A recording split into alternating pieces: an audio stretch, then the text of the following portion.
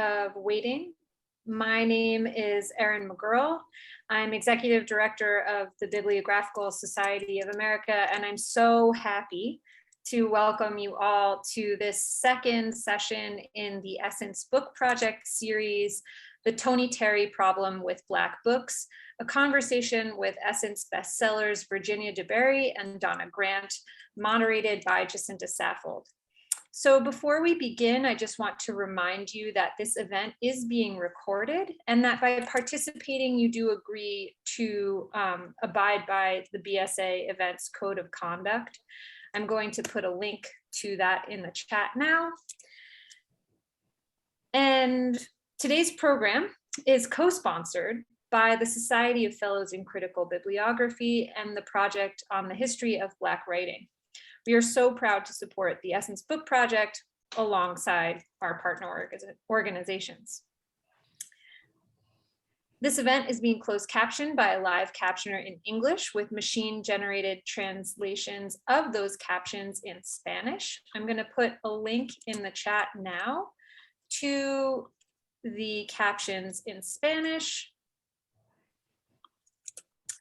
And I'd like to thank our captioner, as well as the ASL interpreters who are here today for making this event accessible. Finally, today's event will conclude with a question and answer period. To submit a question to our speakers, please enter it into the Q&A box. All attendees can see, comment on, and upvote questions, and we ask that you do this to help us prioritize questions of greatest interest to today's audience. We also encourage you to engage in conversation using Zoom's chat feature during today's talk. However, if you submit a question via the chat, I will ask you to re-enter it into the Q&A box. So that's all the business. Onto our program. I'm pleased to introduce Jacinta Saffold. She is an African-American literary scholar invested in how 20th and 21st century fiction help construct and contest intersections of race, gender, class, age, and geography on metropolitan cityscapes of the African diaspora. Assistant professor of English at the University of New Orleans, she is developing her manuscript, Books and Beats, The Cultural Kinship of Street Lit and Hip Hop. Her work has appeared in or is forthcoming in Words, Beats, and Life and the Metropolitan University's Journal. Dr. Saffold is also the 2021 inaugural Dorothy Porter Westwoodley Fellow at the Bibliographical Society of America. So without further ado, I will now hand the mic to Jacinta. Thanks very much. Erin, and thank you to the Bibliographical Society of America for your generous support of me and my work. It is truly an honor to be here today and to introduce you all to our wonderful interviewees. They are Virginia and Donna. Virginia is a former high school English teacher from Buffalo, New York. She attended Fisk University and is a graduate of SUNY at Buffalo. After 10 years of being in the classroom, Virginia decided to move to New York and started a successful career as a plus-size model, and is frequently featured in catalogs, advertising, magazines, and several television programs. After that, she left modeling to become vice president of BBLW, an agency for plus size and petite models, and a spokeswoman for Hanes Hosiery. Virginia now lives in New Jersey with her family. And Donna, her best friend and co-author, attended Barnard College and is a graduate of New York University. She is a Brooklyn native and currently lives in the borough with her husband. Before becoming a novelist, she spent more than a decade also as a plus size model and was represented by the 12 plus division of Ford Models. During that career, Donna was featured in catalogs and national ads on the pages of such magazines as Essence, another way that all of these things are connected through a very wonderful magazine, also through McCall's, Family Circle, and Women's Day. She's made appearances on Today, Good Morning America, and Live with Regis and Kathy Lee. So welcome to you both. Thank you for joining me. And thank you for having us. Yes, thank you for the invitation. I'm Thank so you. glad I was paying attention to Twitter. That is how we connected. The Essence Book Project has Twitter and Instagram pages. Feel free to follow us on both. And we have been tweeting out and Instagramming out various data points from the Essence Book Project, and some of them specifically focus on authors and profile their books and those sorts of things. And it just so happened that as we reached Donna and Virginia on our platforms, we also, they were informed that 3 of their novels are being re-released by St. Martin's Press. Incidentally, these are the 3 novels that have been collected on the Essence Bestsellers List. Those novels are Trying to Sleep in the Bed You Made, Far from the Tree, and Better Than I Know Myself. Those 3 have been ranked. Give me one second, I'm pulling up the data. Those 3 novels have been ranked a total of 23 times on the Essence Bestsellers List for fiction, both in hardcover and paperback. Trying to Sleep in a Bed You Made peaked at #1 on both the paperback and the hardcover charts, meaning that it appeared once as a hardcover edition and then reappeared once it was re-released as a paperback book. Something that is rare to see on the list. That means that it had extended popularity for a good amount of time. And then Far from the Tree peaked at #3 on the hardcover list in January of 2001. Better Than I Know Myself appeared once at the #5 position in December of 2004. And we are really excited to be able to have this kind of conversation, this interlocking conversation in this moment where we are able to look back and also look forward as we can reflect on how what has happened in the years since its original releases, and then also look forward to the future for what's going to happen when these titles are re-released next month in May 17th for Trying to Sleep in the Bed You Made, and then for the other 2 novels from Far from the Tree and Better Than I Know Myself on July 19th. So I'm really excited for this conversation, and I want to just dive right in. I want to start in a non-traditional place. I know from other interviews that I've watched you guys perform that most often the conversation starts with, how did you guys meet? And how did you guys becoming co-authors? But instead of asking that, I really want to focus on what it has taken for you all to remain friends. That's the easy part. Awesome. I mean, we started out in a position where we were, or should have been, rivals, because the truth was in the modeling business, as in some other businesses, if one of us was booked by a client, the other one was not working because, there would be 3 blondes, 4 brunettes, maybe a redhead, and maybe a black model. So if I got the gig, she didn't. She got the gig, I didn't. So we had every reason not to get along or to be very fond of each other. But one of the things that drew us together was we would end up on the same auditions for jobs. They were called go-sees. And we would find ourselves talking about books or films while the other girls were jabbering about something else. And we started our friendship based on those conversations. We were a bit older than a lot of the younger models. Me, a lot older. Donna, a bit older. I'm older than she is. And we just connected on a level that was almost instant and kind of visceral. We became instantly the kind of friends that you make in 3rd grade where you pinky swear everything. And we just connected. And I think we both have really even temperaments. We have similar interests when it comes to art and music and books and that sort of thing. There are some things where our interests diverge. Donna likes to go hiking and camping, and I want a hotel with 24-hour room service. So we don't vacation together.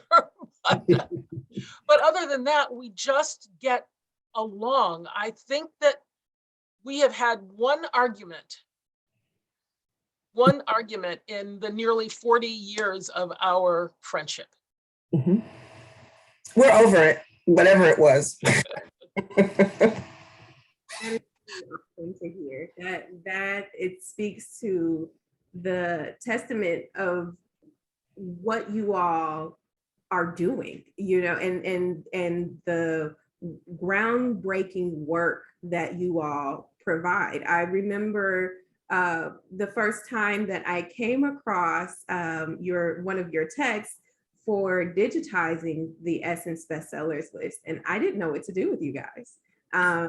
The way that the reconfigured list, my digitized list looks, is that I had one space for the author. I had a space for the title, for the author, for the publication date, for the ranking on the list, whether it was paperback or hardcover, and so on and so forth, with just one spot for an author. So when it came to you guys, I was a Googling machine to figure out, okay, so who's the author? Who's the first author? Who did what? How do we navigate this sort of thing? And I really had to just reckon with the fact that this doesn't fit any category perfectly, because you all intentionally are breaking the mold. You are breaking the expectations that have been put and limitations that have been put on Black women, whether that is in the publishing industry or the modeling industry. And I think that it speaks very cogently to the power of what you all are doing, that you were able to traverse multiple careers and maintain at the center of that your friendship.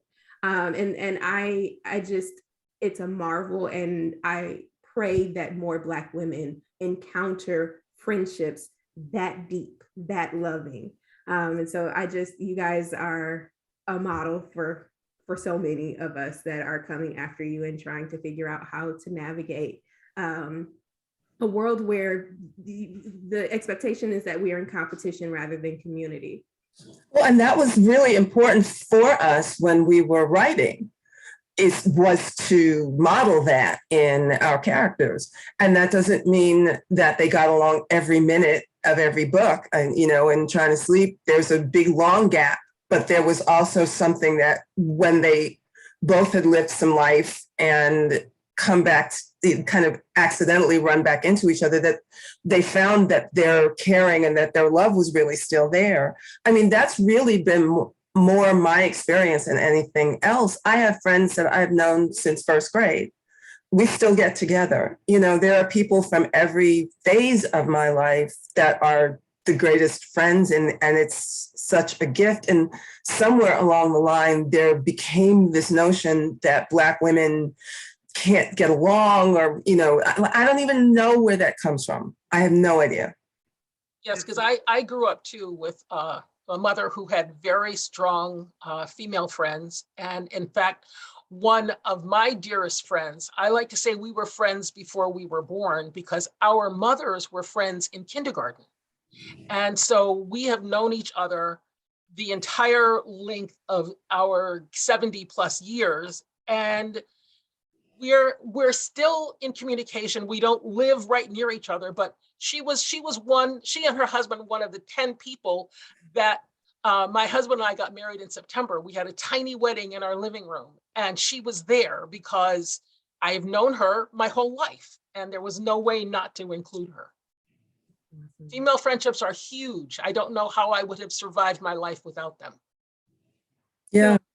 Just to summarize, if you were to give advice to someone like me and one of my very, very dear friends, who is also the co-founder of the Black Women's Studies Association, we are at the beginnings of our careers. We see how our work aligns.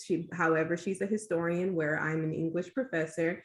and the ways that our academic disciplines work, we oftentimes are viewed as antithesis rather than working together. What kind of advice would you give people like us about how to stick together over the years? My first advice is to make room for the things that you don't get along with, to allow the space for each person to remain completely individuated, but that doesn't affect it when you come together as friends. That's hugely important, I think. And it's, while being professionals together, it sounds like you've also come to some kind of personal enjoyment of each other, and to let those two things mingle. I can't tell you how much fun it has been going to bookstores with each other, because like we have each other to remember that, you know, we were writing this in our, you know, looking like something the cat dragged in. And, you know, all the ridiculousness that goes into that, that there is another human who knows exactly what that is. I mean, when we write, we would do kind of these boards across the room that had plot points that we would check off. And when the day came that we ripped the last page off of the wall, hilarity ensued. I mean, it's like there was dancing, there was silliness, there was hugging. Like if you write by yourself, there's no one who, there are people who will support that and be happy. And they're happy for you, they love you. But the day that we first saw Trying to Sleep in the Bed You Made in a bookstore window, we were driving through a strip mall, and I looked to my right and at the bookstore, and I said, Donna, that's our book.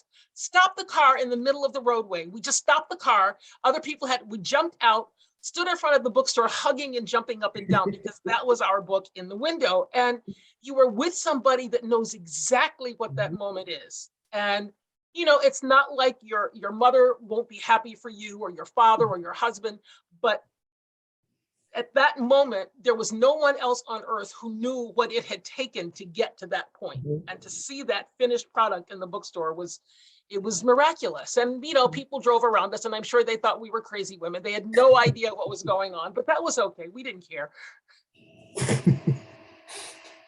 I think that brings me to my next question, which is, will you please walk us through what a typical day looked like at the height of writing and promotion of your written work? Well, first I will say that we really do write together. That is like the optimal situation. When we first started, it was on typewriters, which is a scary concept to consider, but that's where we started. And we write together, sitting side by side. I am always on the left. Virginia is always on the right. We don't know why that is. It just is. If it's the other way, the connection isn't there. So, you know, we get up, we sit together, we write, we talk, we make notes, you know, there's constant communication. And then sometimes there is the writing, which can go back and forth between us. Or may not have put on real clothes. We may or may not have showered. We may or may not eat real food. But because it's the two of us in our little isolation world, it doesn't matter. Those things don't matter. It doesn't matter what you look like. It can sort of matter what you smell like. But basically, we just bring ourselves to the work, and we spend the day at the computer. We'll take a break to, I don't know, watch HGTV for an hour, or Jeopardy at night for a half an hour, and then we come back to it. And usually in the morning, both of us have awakened with having unknotted an issue that we were wrestling with the day before. There's something about sleep that is not just restorative, it also clears the brain fog. And we will come up with the solution that we hadn't quite worked out actively the day before. And that's how a work day proceeds. And then there are some days when you reach a point and you're trying to figure out something, and we can spend the whole day pretty much not saying much to each other because we're thinking. And we understand that that's a part of work. Whereas if you are around other people, they think when you're quiet, you aren't working. They don't understand that 70% of writing is thinking. 30% is getting it down, but that 70% where you're thinking, we can go hours and not say a word to each other because we're each trying to work through something. And that would be a work day. So promotional days, that's a whole other thing. We had great promotional tours with Trying to Sleep in the Bed You Made. We toured 19 cities in 21 days on our first book tour. So we were completely silly and punch drunk at the end. But, in a typical day, it would be 2 chain bookstores, at least 1 independent bookstore, 1 radio interview, 1 newspaper interview, 1 TV interview. And then you would repeat that in the next city. And that was, it was crazy, but it was wonderful. And this was back when you had we had a stack of airline tickets like that. That's how they were sent to us. There were no digital tickets. We didn't have cell phones. We got information. We'd get a fax at the hotel when we got to the hotel if something in our itinerary had changed. And we always stay in 1 room. As long as the room has 2 beds, because if we would be talking in the other one's room anyway. So we just need 1 room with 2 beds and we're good. Yeah, we exist pretty easily together.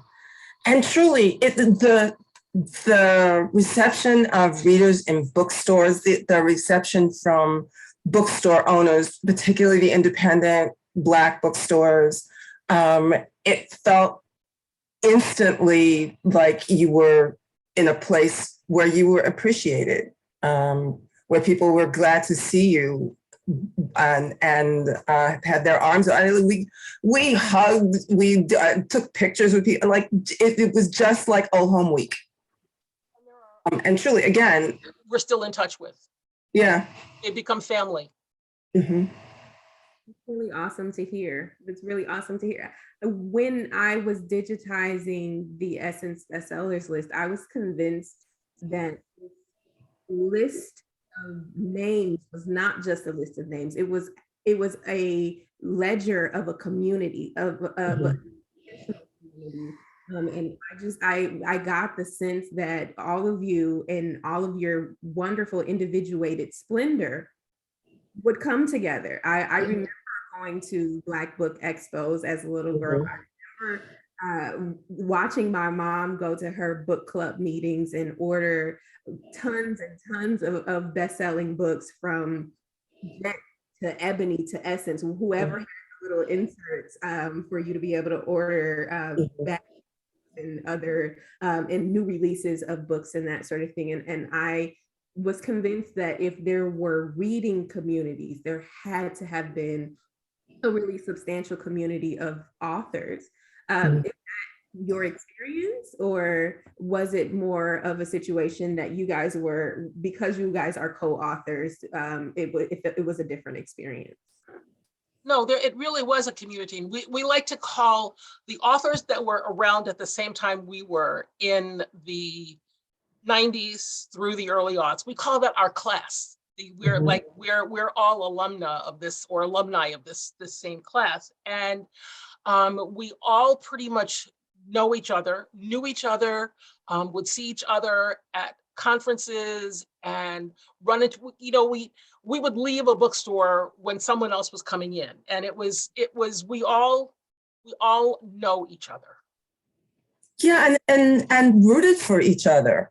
It's like somehow we come up with this idea that we're competition for each other, except that readers don't read just one author or just one book. So if they read ours, it doesn't mean they're not going to read yours. So it was, it was a continuum. So there wasn't any sense for us that you had to be in competition and beat that wasn't it at all. I think that's a perfect segue into why we are here, the title of this talk. Will you, the Toni-Terry problem is something that you all coined, and I think it's a very apropos term. Will you walk us through what the term means, how you came up with it, and what advice you can give to writers today who are trying to stake out their own space within the publishing industry? It happened when our agent was first shopping around the manuscript for Trying to Sleep in the Bed You Made. And editors would read it and be confused because we were neither Toni Morrison in that kind of literary sense, nor were we Terry McMillan in a kind of sister girl way. And so they didn't know what to do with us. Like, what lane are you in? What category is this? And it's kind of like, well, why are those the two options? Is that the only place we can be? They kept saying that our work was too literary to be commercial, but too commercial to be literary. And so there wasn't really a space, and they would pass on it until finally our agent found an editor who said, I don't care what you call it. I love this book. I love their work. I want to buy it. Mm-hmm. And in talking about the challenges that we had with the manuscript, which we actually sold back in the day when you can sell a manuscript on an outline and 3 chapters.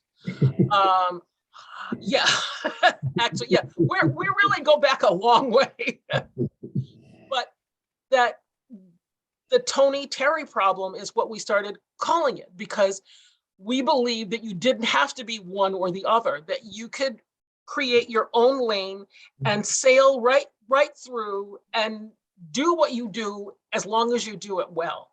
And so we just started calling it the Toni-Terry problem, and we've heard it referred to as that since then by other people, because it still exists. You know, they want, publishing, like everything else, wants to categorize everything. And when St. Martin's Press bought Trying to Sleep in the Bed You Made in 1995, it came out in January of 97. They bought it in 95 because we had to finish writing it. There was no African American section of the bookstore. There was historical literature, there was contemporary women's fiction, there was this, there was that. And so when the book came out, it was where all the other women's books were. It was on the front table in the store. It was promoted as contemporary women's fiction. And so it sold hundreds of thousands of copies to women all over the world. And by the time we got to Better Than I Know Myself, our last book with St. Martin's Press, they had what they called the black box. And it literally was a black box. And they would put the authors for the sales kit, they would go in the black box. And you would go in that section of the bookstore. And by then, urban fiction had taken over. And our readers weren't really the ones who enjoyed, we call them the booty thug books. That was not in their interest for reading. And over the course between 1995 and 2004, which is just under the decade, we watched our audience shrink.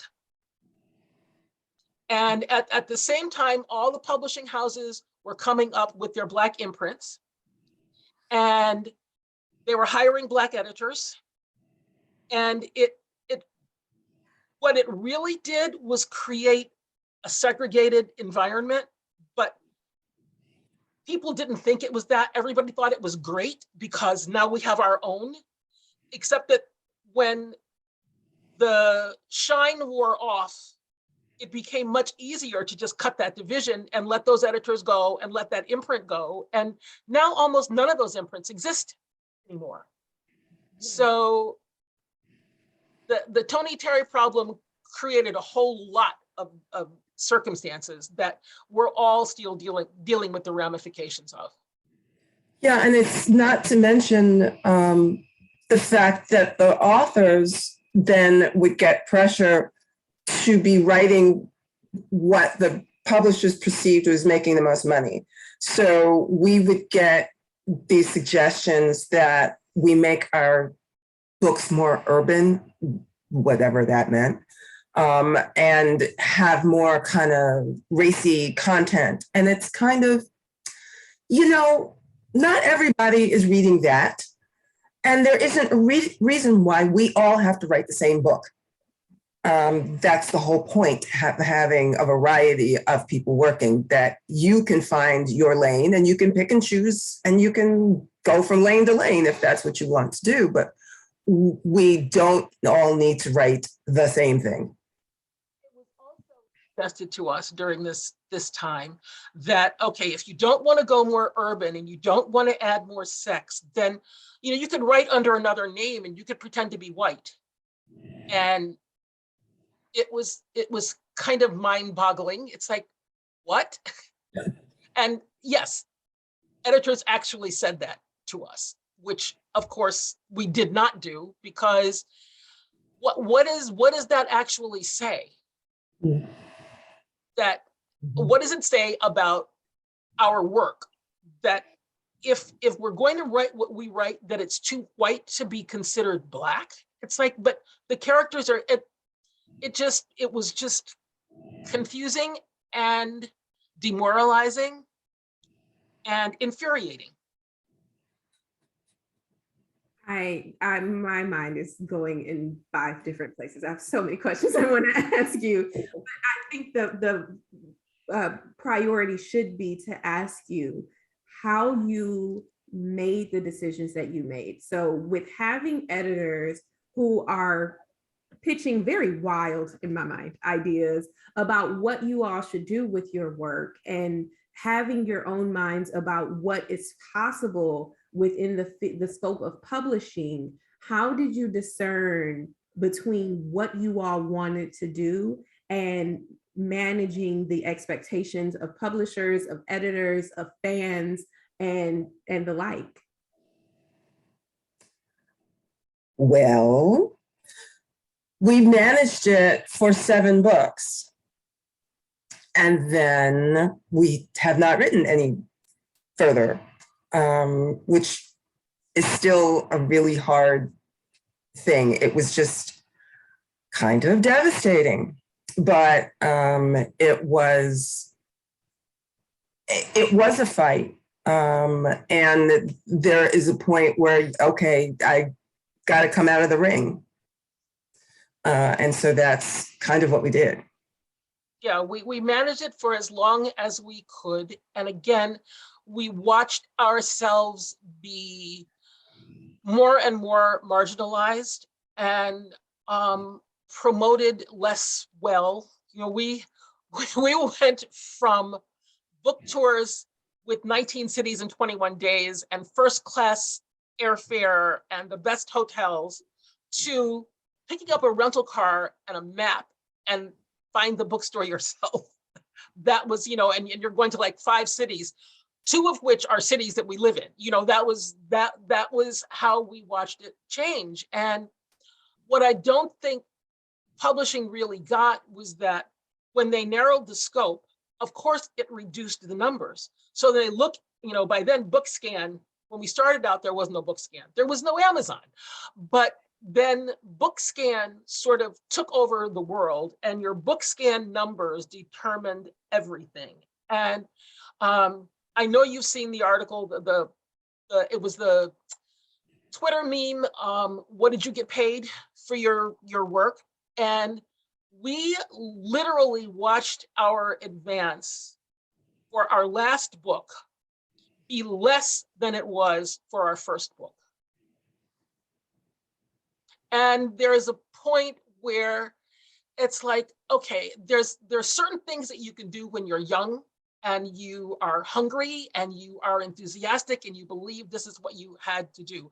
I mean, I worked 3 jobs so that Donna and I could write every weekend. That I worked every night, I worked every day, and we wrote every weekend. And that's how we got Trying to Sleep in the Bed You Made done. I was literally working 18 hours a day, every day, 52 weeks a year. And 30 years later, I'm not going to do that. It's not only that I don't want to do that, I'm not going to do that. You name me anybody where they tell you, you have to work harder at your job and we're going to pay you less and you should just be grateful. And we just couldn't do it anymore. What you all are saying is exactly why I started this project. When I was a graduate student taking classes in African American literature, I was befuddled at the discrepancy, the massive discrepancy between the books that I saw being promoted in Jet and Ebony and Essence. My grandfather was one of the first own a barbershop, black barbers to own his own barbershop in the city of Milwaukee, Wisconsin. A lot of time there. And most of the time I had my head in a book. And that is where I fell in love with African American literature. When I got to graduate school, everything that it took to get to graduate school, the works that were being given to me, the books that were being given to me were nearly unrecognizable to me. And this can't be the canon. Decided that these are the books that represent the best of African American literature. Who was at the table when these decisions were made? Because this isn't squaring up. The math is not mathing in my mind. I saw the books that I fell in love with on the Essence Bestsellers list. And then when I discovered that that list was data driven by independently owned Black bookstores, I said, that's it. There is a stark difference between books that are chosen by the community for them, and then books that are being chosen by publishers, by editors, by academics, and most of whom don't frequent in these Black communities. Invest in these Black communities. And I see that as integral to what you all are talking about, this shrinking pool, this shrinking resource pool to support not only Black literacy, but Black publishing more generally. And I find myself not knowing what would have been better. I know that we are frustrated with the ways that the publishing industry has really pigeonholed Black authors. But what is better to point out the ways that our Blackness really is integral to the ways that we tell our stories, subsume our work under larger headings of American studies or women's literature or what have you. What is the way forward? Or do we have to choose? Is there a way to do both? There's several things that came into my mind while you were speaking.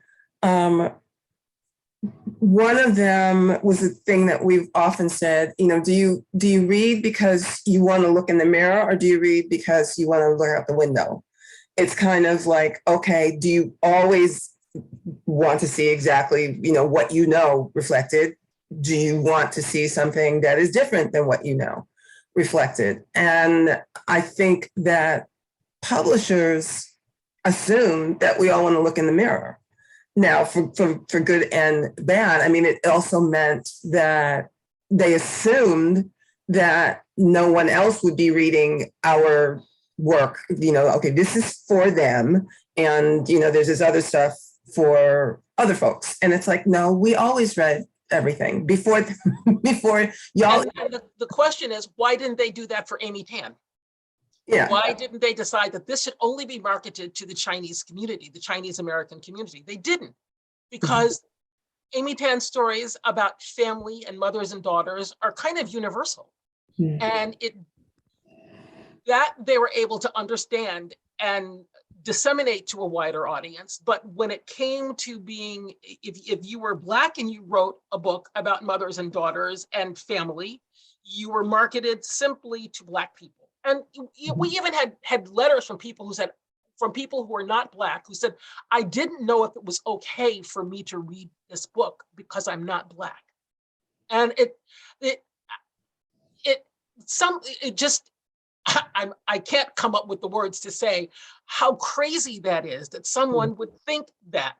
It's, we've all read books about people who are nothing at all like us and are better human beings for it. But that someone thought that they had to ask if it was okay for them to read this book. And that really has a lot to do with the way the books are positioned and marketed and looked upon in the general media landscape. We are forever other.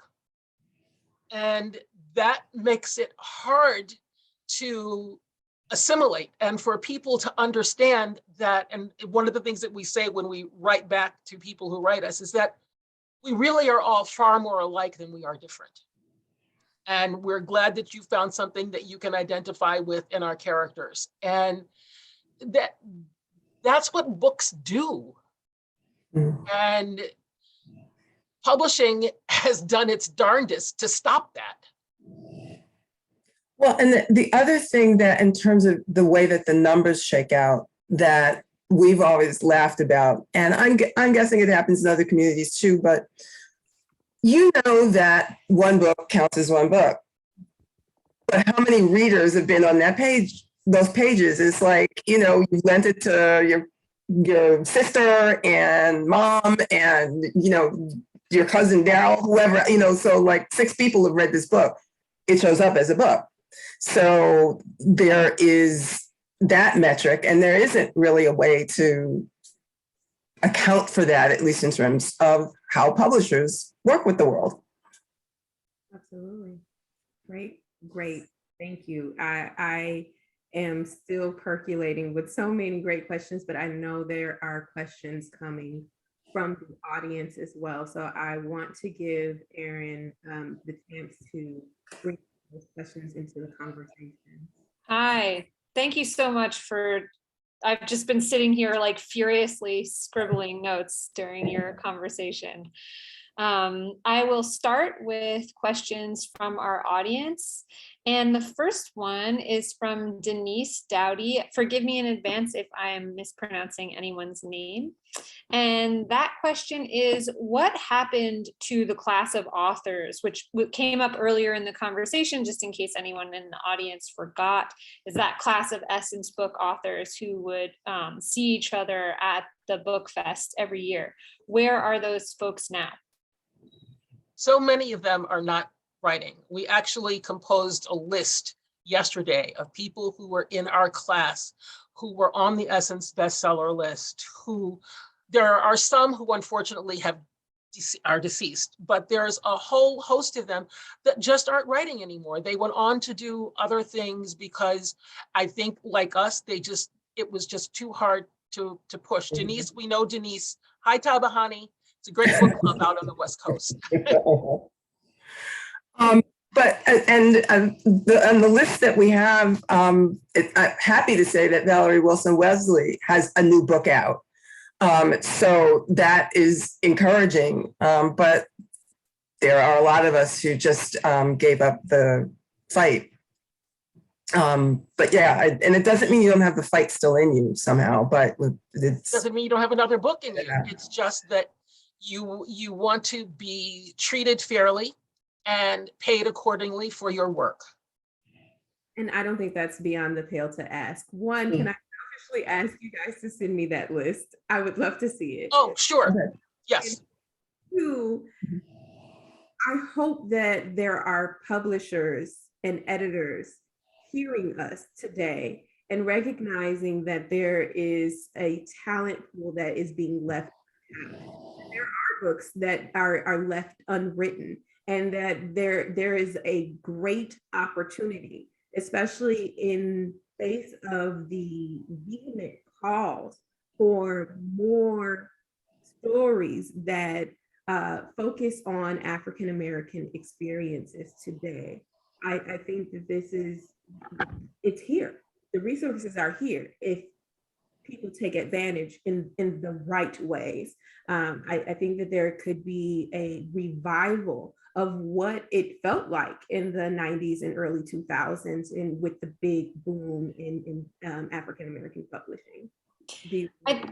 If I could just tack onto that too, and I think that this also represents a call not just to publishers, but also to the folks who collect. So Jacinta, I'm thinking of you as a young woman in a barbershop. Like if you bought those books for yourself, if you were reading sort of the barbershop copies or the salon copies, I mean, those are such important records of those objects themselves. They carry so much of the experience of being a reader of those books at a certain time. And, I think that libraries, institutional collections have been really behind and perhaps even negligent in acquiring the books and also the archives of writers like Virginia and like Donna and like the folks who are on that list who aren't writing anymore. And that's both a physical, paper-based archive as well as digital archives. And I want to take a moment while we have an audience here, and also for our future audience, to let anyone know that if you are a young woman 30 or under and you are collecting books in the Essence book project, in the Essence series, there is a great book prize that is calling for applicants right now, sponsored by Honey and Wax, the booksellers based in Brooklyn. I just popped a link in the chat. There's a $1,000 prize to folks who are young women, specifically women under 30, and that is anyone who identifies as a woman, for the best collection of books in any subject area. And so if you're out there and you have Essence Bestsellers and you want to pitch yourself for this prize, $1,000 is more money to buy more Essence Bestsellers. So, sorry, I'm just to take up time saying that, but hopefully this is the right crowd to say it to. The next question is from Elaine Williams, and that is, because there are two of you, Donna and Virginia, how do you determine what the storyline will be when you're writing? That's kind of step one for when we are thinking about writing a book. It was to sit and start to begin to talk about where we saw some story and figuring out who the characters would be. Invariably, the story that we write is very different from where we started, but it started with a whole lot of conversation. And talking about characters and what somebody would be like. And it was a huge give and take and just kind of meandering everywhere. It's like all things were allowed. We could think out of the box, whatever, but it always started with the talking. And our stories are not autobiographical in any way, though we use our own experiences and people and circumstances that we have lived through or witnessed to inform things that our characters go through. We have not written about our own lives per se, but in that talking, we come up with a general outline. And that general outline kind of gets maneuvered until it becomes a synopsis. And because because there are two of us writing, we need a map. We need to know where we are going. And when we come to a point where one of us is thinking one way and the other one is thinking another way, we just keep talking. And eventually the way that is best for the story presents itself. It becomes clear to both of us, because it's never about us. Writing the story is never about us. It's not about Donna. It's not about me. It's about what will make this story better. It's always about the words, and all the words, every single one of them, are important. And we take a lot of time in choosing them and making sure that they project exactly what we want the reader to see, feel, think at that particular moment. And we literally share a keyboard. I mean, people often think that, you know, she writes, I write, you know, we kind of put it, we would literally pass the keyboard back and forth. And there was no rhyme or rhythm or kind of rule about how that went. It's like one of us would be typing, the other is reading what they're typing, and, you know, it would be kind of the other one has, you know, an idea. And so the keyboard would go over there, and, you know, that one would type something that the other one said and then type something that she said. Literally, we have written the same sentence. Like, she starts the sentence and then I finish it. It is very fluid in terms of. And at the end of the book, when we have completed it and we get the first galleys and we're going through them, it's like, who wrote this? Where did this come from? Yeah. And Jacinta, to solve your problem, we really are, we don't consider ourselves the authors of our book. We consider ourselves the author, because it is important that the reader only gets one voice. We don't want people trying to read and think, oh, I bet Virginia wrote this. Oh, I bet Donna wrote that. We want that to not be a part of the experience. We want you to just be in the story. And so we really do come together and form one voice. That's the author, and that's the voice that tells the story. Really, it's kind of magical. We don't know how it works. Other people have said, you know, I want to write a book with my best friend, and how do I do it?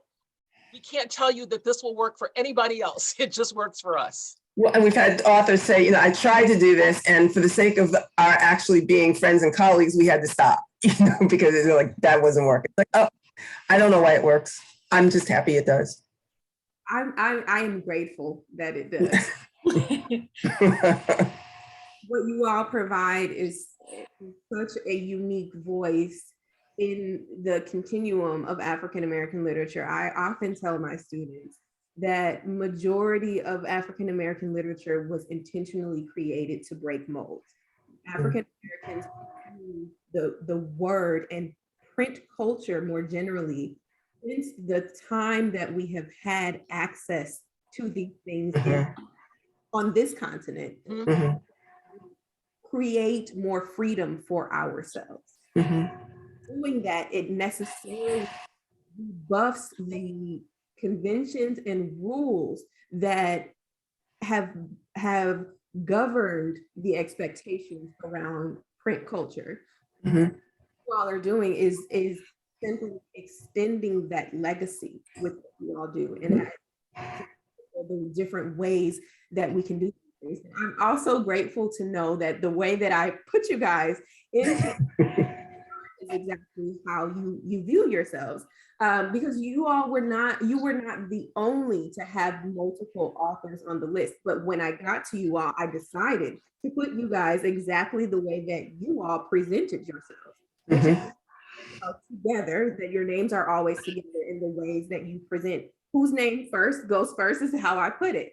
But then had some entries where there was, like, say, a collection of short stories by 4 separate authors, and that their own space designation. But for you all, I definitely put you together.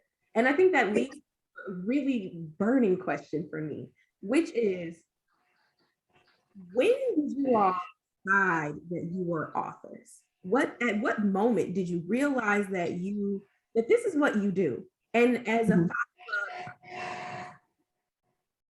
did you ever have a priority on selling? Were you interested in becoming bestsellers? was that a priority for you? Did anything that you thought of, did popularity come into your thought process at any point?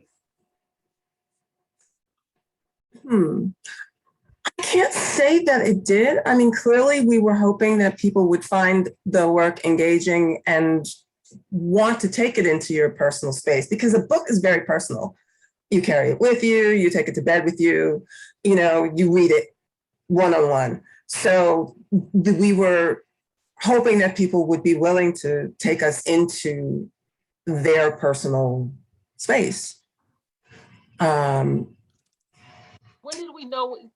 We've had two first novels. Try and Sleep in the Bed You Made is actually our second first novel. We wrote a romance called Exposures that was published by Warner Books in 1990. There were no Black characters, but the publisher did not ask us to pretend to be white. So that's a separate thing.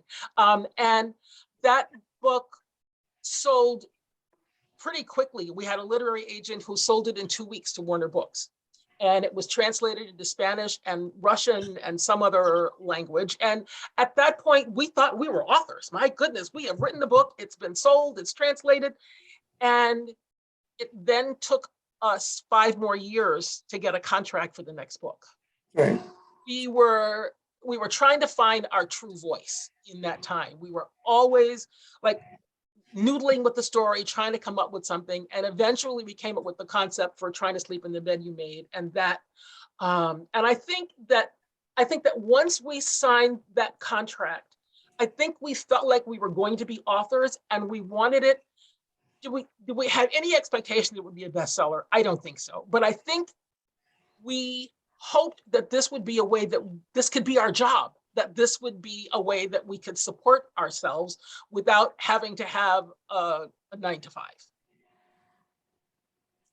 I think when you realize that you can actually go from the first chapter to the end, like make it all the way through, have the through lines you want, have it to take the turns and twists and the characters to be like that completing that whole process, I think is a really big step in knowing that you're an author. You got to be able to power through the whole 9. I mean, making an outline is great, beginnings are great, but just that act of powering through all of those words, that's part of what makes you an author too. Can I ask a quick follow-up to that? And that is, did you ever have hopes, or do you currently have hopes of seeing the rights to your books bought for a movie? There are 3 that are currently optioned, and they've been optioned for a very long time. There are all three have women who were driving them. And they have all like put their time and their career and like all kinds of energy into making this happen, and frequently just sort of ran into roadblocks. Yeah. There is activity for all 3 of them at this moment, and a lot of that has to do with a lot of pathways opening up for work in movies or series or whatever, but they are all still excited about the stories that they first read and bought into. So Trying to Sleep in the Bed You Made was first optioned in 1998. Yep. And it has gone through a number of options that have been expired, and then somebody else got it and somebody else got it.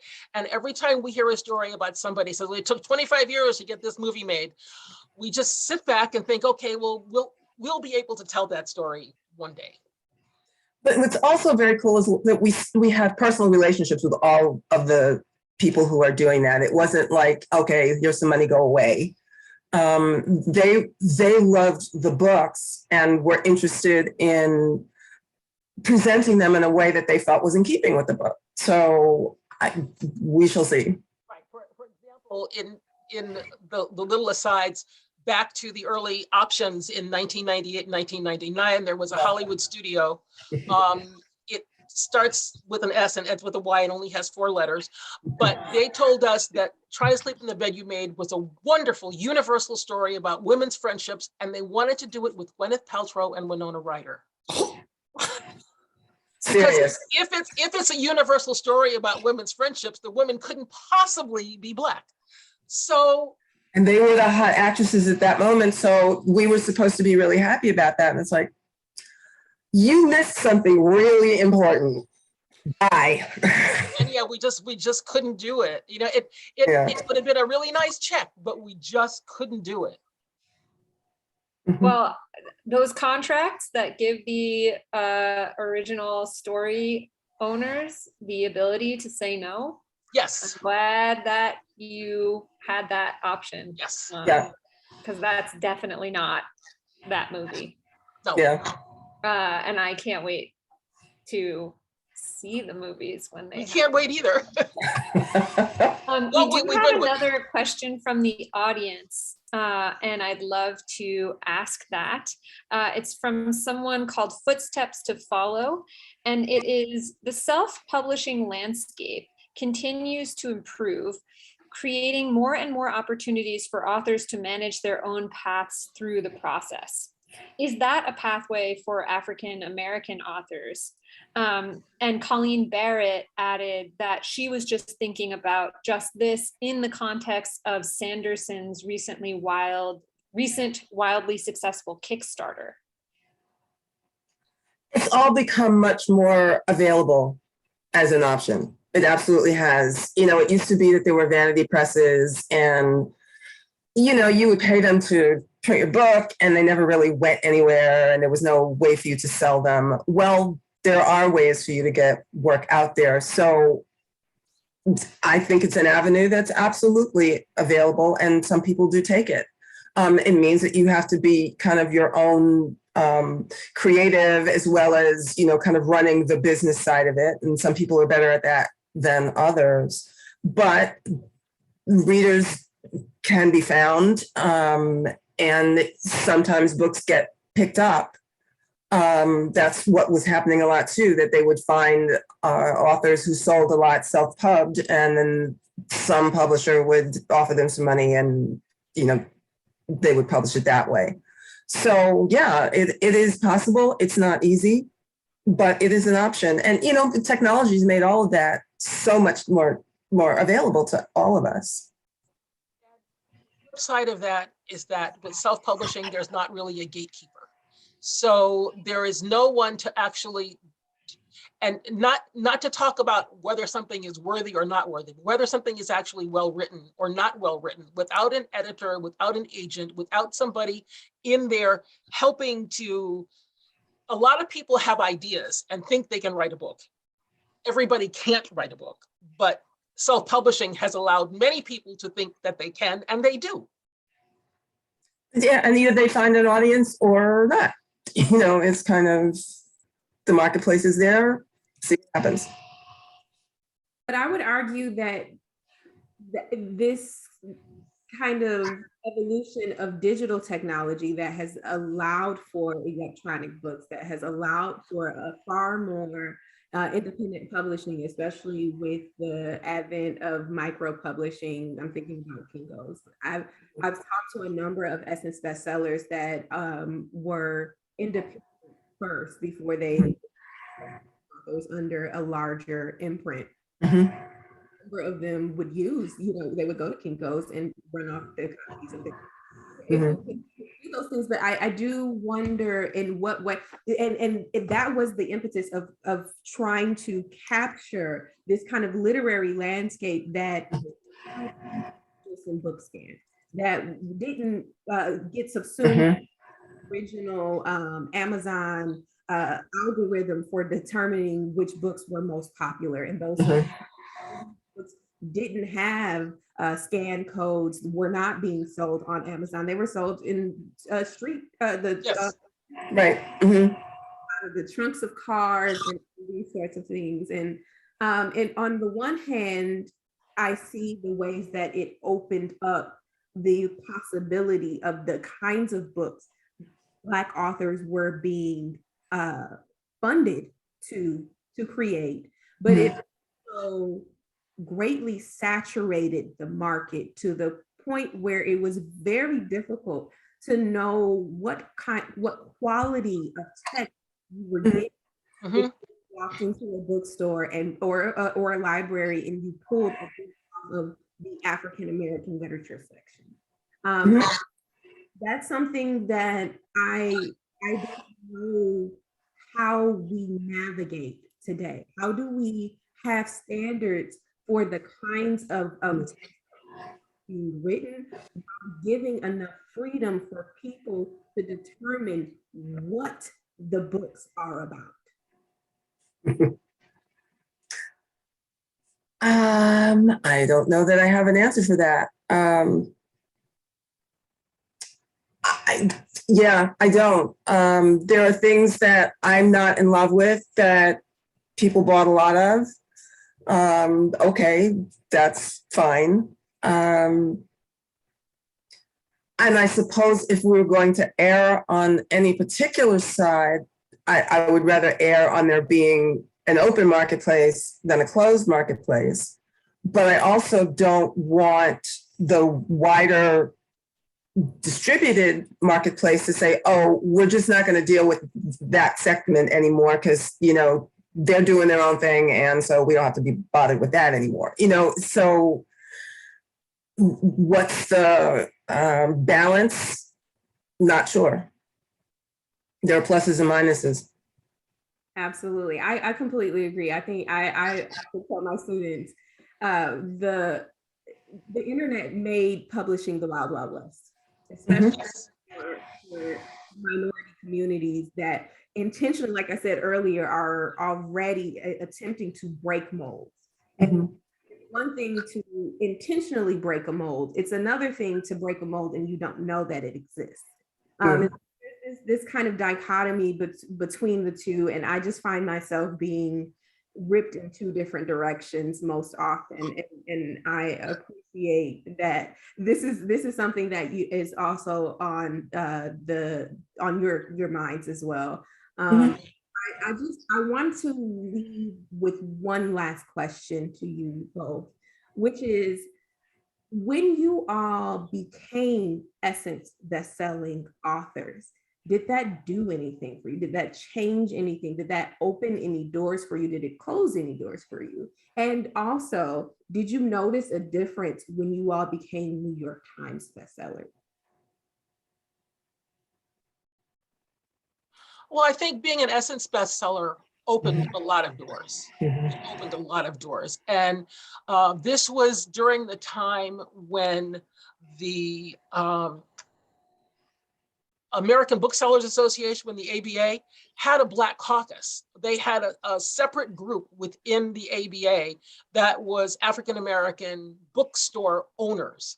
And being on the Essence list meant that you got moved to the front of the stores in all of these smaller bookstores around the country. And in 1998, Trying to Sleep in the Bed You Made was the #1 hardcover selling book in African-American bookstores in the country the whole year. It was the #1 selling book.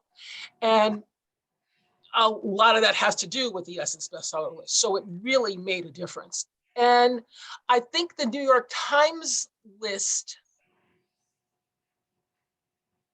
is a level of prestige recognition in the wider publishing community that I think that carries more weight with non-Black readers than the Essence list, because it's the New York Times. Can't get around that, can you? You can't. They own that space. And I see how there's room for both, right? And, yes. And would you say that both were necessary for where you all were able to take your careers? They were helpful. I think that Essence was the one that was the most helpful, honestly, for us. But the Times nod sort of, there are other people for whom, as I think Virginia said, that will have a different kind of effect and maybe make them pick up a book that they would not have ordinarily. And it was Far From the Tree that made the New York Times bestseller list. It was the book that came after Trying to Sleep in the Bed You Made. So there's no question that all of the buzz that came from the Essence bestseller list and the sales for Trying to Sleep in the Bed You Made moved Far From the Tree enough so that it made that list. It made the Times. And you both are a part of a list where that has happened multiple times. Another person that's on the list is Toni-Terry. Mhm. He's been on the Essence Bestsellers list a number of times and gained a lot of foot traction within, the Black Book Expos and the other kind of Yeah. HBCU homecomings and the like. And then that dovetailed into his sequel to Fly Girl being on the New York Times bestseller. You see the two as in communication with each other. Yeah.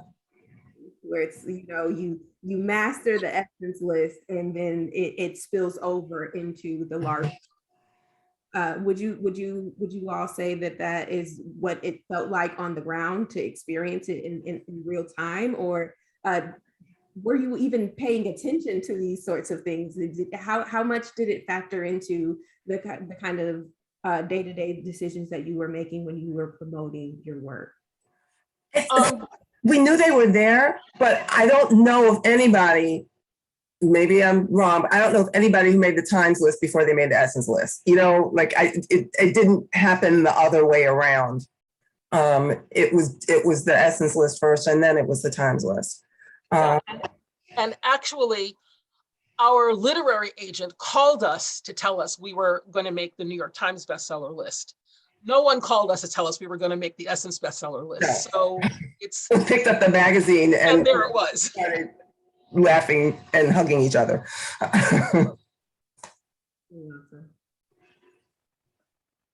Well, I think there's one more question in the Q&A box that I think is a great closing question, actually. And that is from Pat Lee.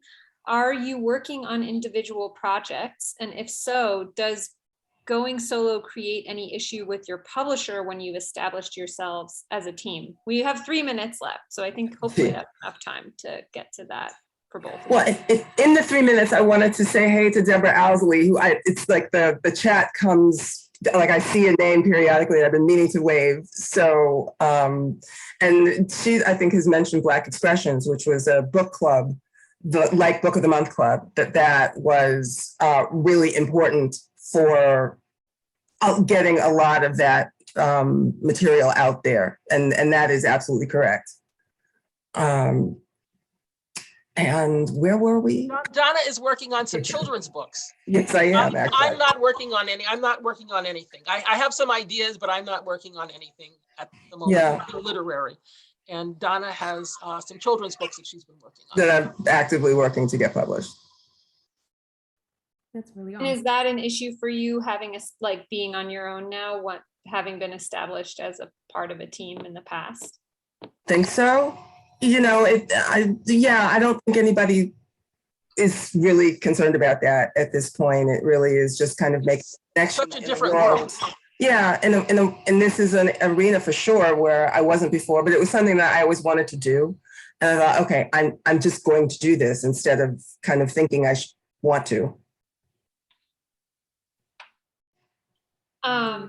Well, I think then this is a great note to close on. I want to thank Jacinta for organizing this series. In a second, I'm going to put a link in the chat. We have one other event coming up that is currently being scheduled. That is a conversation with Dawn Davis about editing Black books. And I invite all of you to join us for that. I also want to just let everyone know that, sorry, I'm multitasking here. I want to let everyone know that this series was organized by Jacinta and put on with financial support for all of our presenters today. and for the accessibility services through BSA's distributed conference program. So we do not have an annual conference, as most of you who've joined us for an event before know, but we do welcome sort of proposals similar to the ones you would submit for an academic conference, where you can submit a proposal to our events committee, tell them what it is you want to do, and we will provide funding and administrative support for you to make it happen. And we really think that this is a great way for you to reach a new audience, for you to be compensated for the work that you do, because we believe in paying people for their labor and their time.